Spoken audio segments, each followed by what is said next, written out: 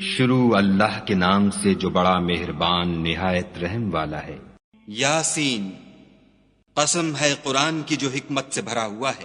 اے محمد صلی اللہ علیہ وآلہ وسلم، بے شک تم پیغمبروں میں سے ہو، سیدھے رستے پر۔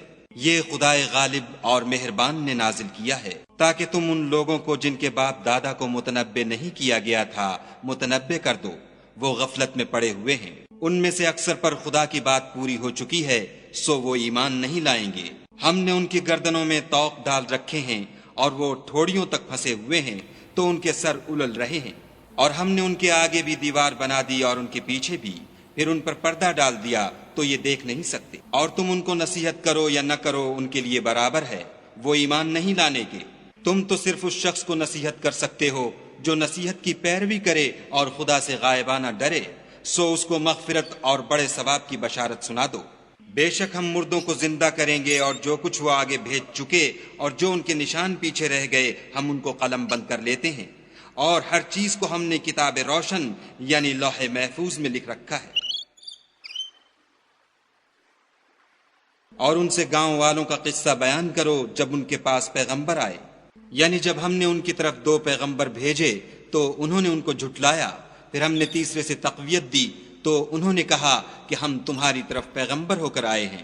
وہ بولے کہ تم اور کچھ نہیں مگر ہماری طرح کے آدمی ہو، اور خدا نے کوئی چیز بھی نازل نہیں کی، تم محض جھوٹ بولتے ہو۔ انہوں نے کہا کہ ہمارا پروردگار جانتا ہے کہ ہم تمہاری طرف پیغام دے کر بھیجے گئے ہیں، اور ہمارے ذمے تو صاف صاف پہنچا دینا ہے اور بس۔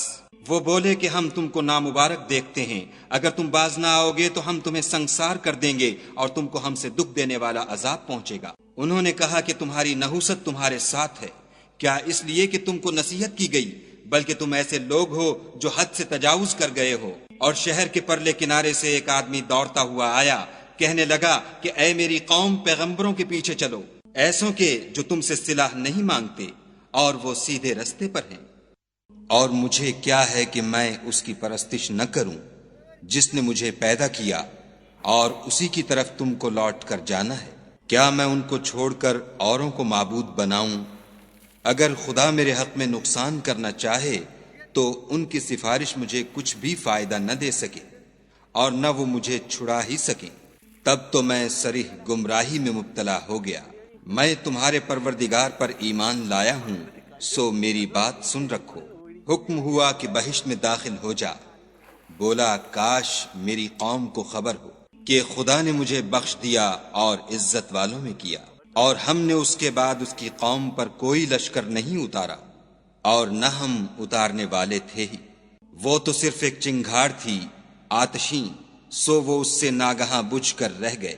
بندوں پر افسوس ہے کہ ان کے پاس کوئی پیغمبر نہیں آتا مگر اس سے تمسخر کرتے ہیں۔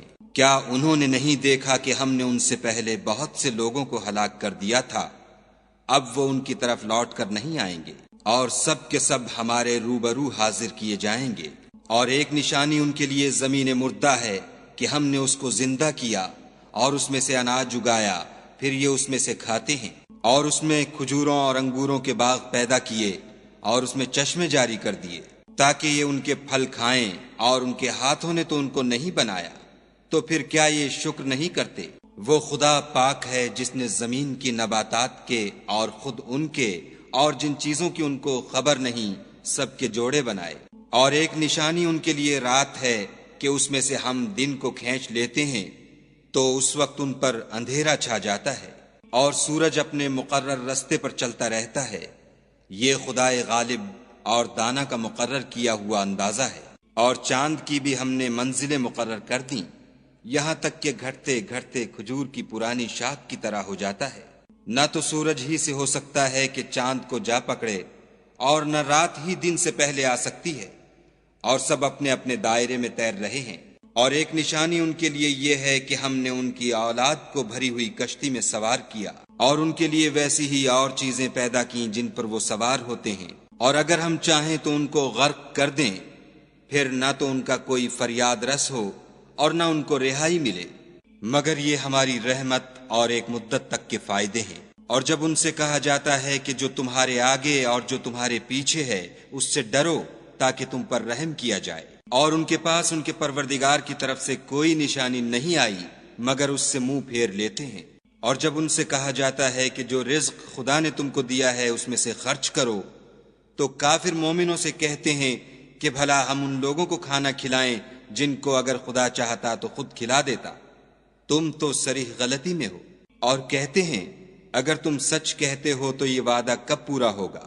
یہ تو ایک چنگھاڑ کے منتظر ہیں جو ان کو اس حال میں کہ باہم جھگڑ رہے ہوں گے آ پکڑے گی، پھر نہ تو وصیت کر سکیں گے اور نہ اپنے گھر والوں میں واپس جا سکیں گے۔ اور جس وقت سور پھونکا جائے گا یہ قبروں سے نکل کر اپنے پروردگار کی طرف دوڑ پڑیں گے، کہیں گے اے ہے ہمیں ہماری خوابگاہوں سے کس نے جگا اٹھایا؟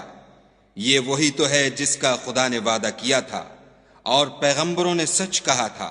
صرف ایک زور کی آواز کا ہونا ہوگا کہ سب کے سب ہمارے روبرو آ حاضر ہوں گے۔ اس روز کسی شخص پر کچھ بھی ظلم نہیں کیا جائے گا اور تم کو بدلہ ویسا ہی ملے گا جیسے تم کام کرتے تھے۔ اہل جنت اس روز عیش و نشاط کے مشغلے میں ہوں گے، وہ بھی اور ان کی بیویاں بھی سایوں میں تختوں پر تکیے لگائے بیٹھے ہوں گے، وہاں ان کے لیے بیوے اور جو چاہیں گے موجود ہوگا۔ پروردگار مہربان کی طرف سے سلام کہا جائے گا اور گناہ گارو تم آج الگ ہو جاؤ۔ اے آدم کی اولاد، ہم نے تم سے کہہ نہیں دیا تھا کہ شیطان کو نہ پوجنا، وہ تمہارا کھلا دشمن ہے، اور یہ کہ میری ہی عبادت کرنا یہی سیدھا رستہ ہے۔ اور اس نے تم میں سے بہت سی خلقت کو گمراہ کر دیا تھا، تو کیا تم سمجھتے نہیں تھے؟ یہی وہ جہنم ہے جس کی تمہیں خبر دی جاتی تھی۔ سو جو تم کفر کرتے رہے ہو اس کے بدلے آج اس میں داخل ہو جاؤ۔ آج ہم ان کے منہوں پر مہر لگا دیں گے اور جو کچھ یہ کرتے رہے تھے ان کے ہاتھ ہم سے بیان کر دیں گے اور ان کے پاؤں اس کی گواہی دیں گے۔ اور اگر ہم چاہیں تو ان کی آنکھوں کو مٹا کر اندھا کر دیں، پھر یہ رستے کو دوڑیں تو کہاں دیکھ سکیں گے۔ اور اگر ہم چاہیں تو ان کی جگہ پر ان کی صورتیں بدل دیں، پھر وہاں سے نہ آگے جا سکیں اور نہ پیچھے لوٹ سکیں۔ اور جس کو ہم بڑی عمر دیتے ہیں تو اسے خلقت میں اوندھا کر دیتے ہیں، تو کیا یہ سمجھتے نہیں؟ اور ہم نے ان پیغمبر کو شعر گوئی نہیں سکھائی اور نہ وہ ان کو شایع ہے، یہ تو محض نصیحت اور صاف صاف قرآن پر از حکمت ہے، تاکہ اس شخص کو جو زندہ ہو ہدایت کا رستہ دکھائے اور کافروں پر بات پوری ہو جائے۔ کیا انہوں نے نہیں دیکھا کہ جو چیزیں ہم نے اپنے ہاتھوں سے بنائیں ان میں سے ہم نے ان کے لیے چار پائے پیدا کر دیے اور یہ ان کے مالک ہیں، اور ان کو ان کے قابو میں کر دیا تو کوئی تو ان میں سے ان کی سواری ہے اور کسی کو یہ کھاتے ہیں، اور ان میں ان کے لیے اور فائدے اور پینے کی چیزیں ہیں، تو کیا یہ شکر نہیں کرتے؟ اور انہوں نے خدا کے سوا اور معبود بنا لیے ہیں کہ شاید ان سے ان کو مدد پہنچے، مگر وہ ان کی مدد کی ہرگز طاقت نہیں رکھتے، اور وہ ان کی فوج ہو کر حاضر کیے جائیں گے۔ تو ان کی باتیں تمہیں غمناک نہ کر دیں، یہ جو کچھ چھپاتے اور جو کچھ ظاہر کرتے ہیں ہمیں سب معلوم ہے۔